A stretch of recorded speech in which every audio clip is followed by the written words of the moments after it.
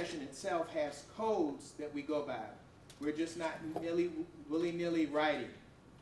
There are particular standards, and so I want to look at some of those standards. There are some basic standards that we have in the profession that we follow.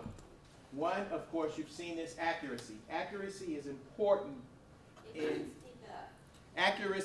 important in journalistic writing and news writing with the media.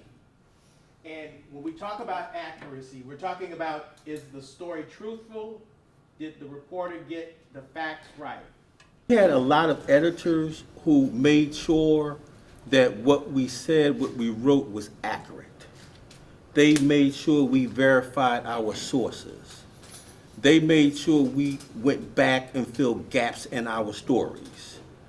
They made sure to question us that whether we could stand on what we wrote.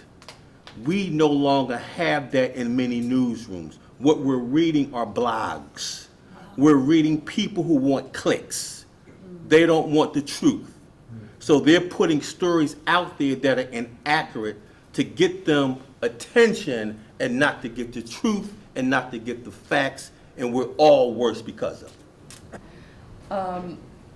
It's the political news now.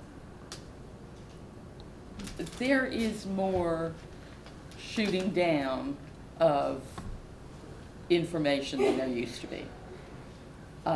In my experience, there are more rumors that will get to my level. I mean, people are believing things they're told by somebody important to them, or they see it on social media, and there is some assumption that there is authority there, and I end up knocking down a lot more stories than I used to have to do. You have to be very careful not to bring attention to the misinformation. Because I've read things where they say, well, so-and-so did some wrongdoing. So I look at a link and I go back to look at the original story to find out what the person actually did. So I am guilty of sometimes giving oxygen to those kinds of stories. So I think that's a really good point to make. The idea of misinformation or not giving oxygen to something that's demonstrably untrue. There's this concept that's developed over the last couple of years, really with the rise of Trump in particular, of a truth sandwich. And the idea is that in your reporting, you state what the fact is, state what the falsehood is, and then restate the fact. I don't know what surveys, what researchers would say about how effective that is, but I do know that's one attempt that reporters and journalists have developed over the last few years to try to acknowledge the misinformation, acknowledge that there are people out there that are believing and saying things that are demonstrably untrue, but not give it such oxygen that it continues to percolate. Sorry, transparency is the new balance.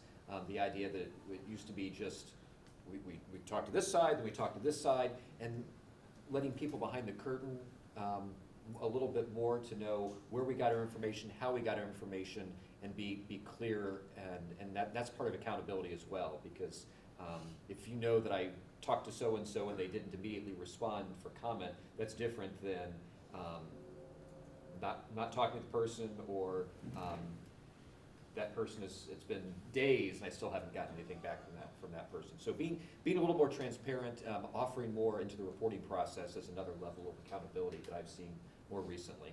It's important enough to do, but people have to understand the media's purpose. And again, these segments, what is commentary, what is actual news, how do you distinguish the two, how do you recognize the two? People don't understand that Tucker Carlson or whoever give their opinions are actually commentators. They are not reporters. They're not giving you the unvarnished fact. And until we make that designation, you're going to still have that confusion.